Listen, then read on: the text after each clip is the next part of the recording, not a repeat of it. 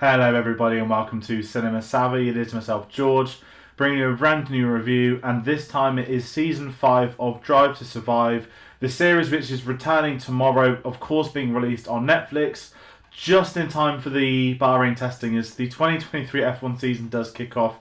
I know a lot of you are going to be very excited about what might be included in this season. Some of you might not be looking forward to it. It's going to be an interesting video to talk about. I've been very fortunate. I have seen the whole series. I have watched all 10 episodes legitimately in the last 2 days. So it's completely fresh in my mind. The whole show, memories to last season, looking forward to this year. It's going to be one of those. And as always, I want to hear your thoughts on this show if you're watching it before the series is out. I want to know what your thoughts is on Drive to Survive as a whole. What seasons did you like? What seasons didn't you like? What are you looking forward to seeing in this series? What are you not? It's really interesting hearing from this. I know F1 is very tribal these days. I know that people have got their favourite drivers, their least favourite drivers, but it is interesting to see the reception to a show like this, and especially after the absolute nonsense that was last year's series. I'm hoping that this does pick up, and I'm interested to see what people do think, those that wanted to stop watching it, etc, etc. And so yes, please do comment, and if you like this video, maybe you want to hit the subscribe button. Of course, we get to do Drive to Survive only once a year, but there are a lot of other reviews, other TV shows we'll of course be covering. We're doing The Last of Us every week at the moment, new releases at the cinema, all that sort of stuff, so do get involved. Social medias, Twitter and Instagram at cinema_savvy, Facebook and letterboxd.com/cinemasavvy, and a link to TeePublic in the description. But as I said, I'm here talking Drive to Survive. I've watched every series of this since it aired. I've been watching Formula 1 since mid-2007. That was the first time I was introduced to it by my dad to watch a race properly, and it's been something I've had a insane interest with ever since. That F1 and football is right at the top aside from film for me, so if anyone is curious, that is my background to it. Absolutely love these sports, the history with it, the iconography. I'm very fortunate where I live is near a lot of the companies as well, so I've always had that vested interest in my sort of area as well. So when the first series dropped, 2019 now I think, I loved it. We were finally getting some behind the scenes. We thought F1 is modernising, it's great, we're going to get to see drivers behind the scenes, we're going to get to see principals behind the scenes. The stuff that's been so shielded from the past, we got an amazing insight into. And to me, the first two seasons were incredible at doing so. And then obviously with season 3, we got a bit into the narrative, the things people will speak of, you know, where rivalry started being forced that didn't exist, or more and more mistakes are being made much more obvious, and at that point it becomes clear it's editing intentions more so than a mistake from those editors, and that led to last year, season 4. I did a review on that. If I'm going to be honest, there was no structure to it. I was absolutely fuming. I called Netflix Russian sympathisers, they still are. They get a little bit of Mazepin in this, but obviously we know what happened at this time last year of the war. Those episodes airing, the fake rivalries again that were on display. It wasn't a good season for me. I thought it was a very poor season of TV. Let's not talk about the sport. The actual show, season 4 was terrible, and I did wonder, am I going to watch season 5? Do I want to watch season 5? And I was really umming and ahhing. I've had to screen this for a few weeks and I hadn't got to it, and then I thought, you know what, I do want to watch it. I want to get them out of the way because the highlights will be online, but I do want to see what everyone spoke about last year. Is Netflix going to get better? Max Verstappen, who said he'd refuse to be interviewed by them, he didn't appear in the last series. You know, he doesn't want to be involved. A lot of other drivers didn't want to be involved apparently. Teams weren't happy with it. There's a lot of problems Drive to Survive had, and I thought, you know what, let's give season 5 a go. Have they learned from their mistakes? The answer is no, but it's not as bad as it was, which is probably the worst scenario I can put it to, and I'm going to try and break this review down. So of course, there's no such thing as spoilers with Drive to Survive. I'm not going to talk individually about loads of scenes as a whole. I wanted to experience a lot of this, but obviously the season is based off real life. They can't change the narrative of the outcome of the season, so at least, you know, they can't do too much of that sort of stuff. So where I'm kind of figuring out approaching this review for this is my thoughts on the actual application of, I watched the whole season last year, how did that translate into this documentary? I'm going to make some comparisons to an incredible sports documentary current on Amazon. Well, I say current Amazon from last season, All or Nothing Arsenal, because sports documentaries are something we get to cover a lot on this channel, and Drive to Survive is arguably the biggest one of the lot, and it is massive for what it has done for the sport, for the audience that's coming through it, with it, for better, for worse, that's up to you to make. I've got my own thoughts on stuff like that. I'm happy to go into it a little bit later on. But overall, the season I was very up and down with. This has, and I'm going to give them this, some of the best behind the scenes we've ever had in the show so far. We're 5 seasons in. Now, what you can assign to that is, how did the season go? If you have a dreadful season of the sport, and dreadful is an interpretation from many, but if you have a rubbish season, no competitiveness, you have a dominant title, as we've seen in earlier seasons and this season, it might not make for the most interesting TV. So how do you then fill that with the other teams? Do you bring in other people competing elsewhere? And I will say off the bat, the golden parts of this show, this series, of course it's the Oscar Piastri stuff. It's the cost cap saga, a bit of the porpoising from the start. Fundamentally, that's the most we got of the behind the scenes that I think fans want to see from the sport. We want to see how did the paddock react at the time, and it certainly delivers those really well. The problem is that, like other seasons, the racing side of this just isn't good enough. And I'm not going to sit here and say Netflix has their own narrative. They don't. What I'm trying to say with this is that the narrative structure of Drive to Survive, I think, is unfunctionable now. I think for what this series has become, it's quite disturbing at how poor the quality is when there's so much potential. And this is where I'm going to backdraw to All or Nothing Arsenal. So if anyone watched All or Nothing, it begins with the Arsenal season from last season, and you go through the entire football season. You go through the humongous behind-the-scenes moments, you go through manager breakdowns, players, bad spells, everything. But it does it in a very finite order. And when they choose to focus on certain players, like this show does with teams or drivers, it takes its place for whatever they scheduled it in for. The problem Drive to Survive has is that it spends so much of the season going back and forth between the races we've already had. And a big one for me is Silverstone. We know that was probably the best race of last season. If you haven't watched it, and there will be people watching this show that don't watch the sport for some reason, maybe they're going to get into it, hopefully, you'd hope so.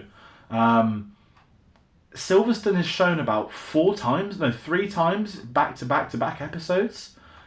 And I think it treats people like mugs, that the first time you get it, you get in the perspective of another driver, the second time another driver, but you can't keep going, we're going back to Silverstone this week. And that's where I really started to lose it with the show, that when I think it might have turned a corner, there's just a lot of nonsense that they're padding episodes with. And I think for me at least, and I don't know what you will think at home, but I would like a documentary that's going to focus on the behind the scenes of the sport to do the calendar year. Do it in chronological order. You can have all your storylines in chronological order. Now, if that means they've got to follow other teams more, I understand that. We get points of this where it works. The summer breaks in the middle of the series. That's when the Piastri stuff happened. The cost caps near the end towards the end of the season. But it spends so much time going back and forth. For example, episode 7 focuses on Checo at Monaco. We're so far past Monaco. We've just had the pre-season break episode, not pre-season, the mid-season break episodes, and I just sort of sit there thinking to things like, does no one want to be involved in this show? Because something that's quite alarming to me is that Jerry Halliwell has more screen time than half the grid, and I'm really perplexed at this now. I know she's married to Christian Horner. We know he loves the cameras. He appears the most on Sky. We know he wants the attention. But we get almost nothing from Williams. We don't hear from Latifi. We get nothing from Alfa Romeo until a teaser for 2023. You all know what that teaser is going to be for who's moving where. And it's so strange, the approach to this. And then I start to go back to last year, the negative criticisms. Drivers don't want to be involved. Teams don't want to be involved. Now, the team's going to come out and say, we didn't want you here. Don't follow us. I respect that. And I understand they can't communicate that to us as the audience. But when we've spent so much time with people like Bottas over other seasons, we've gone with him, we've seen his arse on mountains and all of that sort of stuff. Why aren't we getting anything from him now? He's going to a new team, a new challenge lower down the grid. There's so much potential there, and I just think this show has wasted a lot of its potential. And I'm just going to say the obvious thing. There's way too much focus on Red Bull. And I'm not here to dig at Red Bull to get into politics of things, but they probably have about 4 or 5 episodes minimum dedicated to themselves. Now, a couple are there with the title race, with Ferrari. But ultimately, it's what I mentioned with the Monaco stuff with Perez earlier. That wasn't necessary to the story. You could have filled a 10th of the series with somebody else. And I think the most shocking thing for me as a fan is how little of Sebastian Vettel there is. We get his Instagram video. We get people's reaction to him retiring. Cut to the final episode. Nothing. Not mentioned. And again, does he want to be interviewed? Does he want to be involved? I don't know. But for whatever reason, if they can't get Sebastian Vettel on his final races in his final season of the sport They've really missed a beat here. If they've chosen to do other teams, that's even worse. And again, we might not ever have the answers for that, but for me, as a fan of the sport and of the show prior, it's so frustrating, and it leaves on a real sour taste. And I love Danny Rick. We know Danny Rick has almost been the star of this series from the get-go. We obviously know he's going to be a Red Bull reserve driver next season, and of course he has a focus in this series, but the last 5 minutes, and this isn't a spoiler, the last 5 minutes is a Danny Rick basically an in memoriam to his, not even his F1 career, his Drive to Survive appearances. And I'm sat there saying, Sebastian Vettel's going, a 4-time world champion, who has been interviewed a lot in this series over the years. Where is it? Where's the coverage for that? And it's very frustrating as a fan, as someone that wants to give the show a new turn. It just doesn't work. There's so many things that don't work with this series, and I don't want to pad this review up to it. I don't want to sit here slating individual storylines. I can give a roundup that the Ferrari stuff is interesting, but then once you get to the end of the season, it's on this PR-driven agenda that, you know, Ferrari's celebrating coming second. We know how last season went. They're not celebrating second. Only one person might have been, and he's lost his job. So it becomes that PR nonsense at the end. Every team is there to protect themselves, and the one thing I really want to speak about is the porpoising side of thing as well. We know that affected many teams, especially Mercedes. The show does a terrible job at bringing in the new rules. We get Will Buxton at the start, as we always have to, and, you know, big pitch, this is the biggest change ever in the sport's history. We're not told about those changes. We're not told the specs, and I appreciate the audience aren't going to be maybe F1 fans or people that know the car mechanics. I don't know the car mechanics. But if you're going to tell the audience this is the biggest change in the sport's history, tell us why. Don't just say it. Oh, and 2 episodes later, let's watch Mercedes have a meltdown because their car's not good enough, which we know it's not good enough. But then they go in with their agenda editing once more, and it's like, oh, only 1 car out of the 10 is struggling with this issue, which we know wasn't the case. And I think, if we want the behind the scenes, why not show loads of the cars? Why not show loads of the drivers struggling? Why not show what the teams were doing to fix it? And again, is that something teams don't want to be involved in? I don't know. And I feel so much behind the scenes is lost out because they're so focused on having characters, having rivalries, so much nonsense behind the scenes. And the biggest hypocrite of all is, of course, Max Verstappen, who refused to be interviewed in prior seasons. And now the show hasn't changed, but he is a world champion. Of course, he's now all over the series as well. And that's what's annoyed me, is when he turned up in the first episode, okay, if Max is back, this show's going to be doing something different. But nothing's done different. It's a shambles. And I do think this is the last, now I've been speaking about it, I do think this is the last season I'll watch a Drive to Survive, because I just think it's a slap in the face to the sport themselves for again, not having people like Vettel developed, just going again to Christian Horner every single episode. Let's see what Christian Horner wants. People don't want to hear from him. Get the cost cap stuff? Great. One of the best episodes, one of everyone's favourite episodes. It's only because we see him sweat for the whole hour. I don't want to see Jerry Halliwell saying how great he is. I don't want that every episode, but unfortunately we give him that every episode. There's so much stuff this is missing with. They could have looked at so many of the variables, and I just think Netflix have really lost the plot with this. The popularity's gone to the head. I don't need to talk about 2021 Abu Dhabi. I will say another humongous criticism is Mick Schumacher in this series as well. He's a kid. He's struggled in the show, and it's not in the show, of course, in real life, he's lost his seat. And they treat him like some awful villain, and I was then getting flashbacks to season 4. I was like, hold on. You all pretended Mazepin was good at his job. You were sympathising with him for being one of the worst drivers in the history of the sport. You know, that's why I call them Russian sympathisers. They played this narrative that Mazepin was a genius because he had lapped himself, whatever ridiculous thing they did in that last series. And then Mick Schumacher, they're hanging him out to dry, absolutely going in. And I know not everyone's his fan and whatnot, and I'm there for the sport. I understand why they've dropped him. I've got no issue with that. I just think they paint him in such a horrible light, and it's this weird decision. Is that Haas choosing to go with him like that? You know, once again, Gunther's obviously running the show. We're not going to hear anything from his senior, who doesn't want to be seen since, and it really frustrates me. There's just something off about this, and yeah, Drive to Survive, it's back.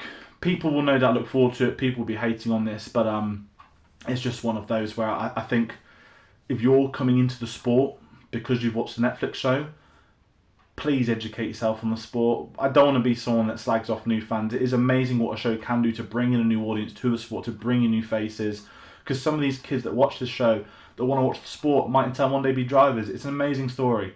But the problem we have is that this show is painting the sport in a light that it isn't. and it's become a farce within itself. And some of those fans that may have found the sport through this, I'm not in the F1 community per se.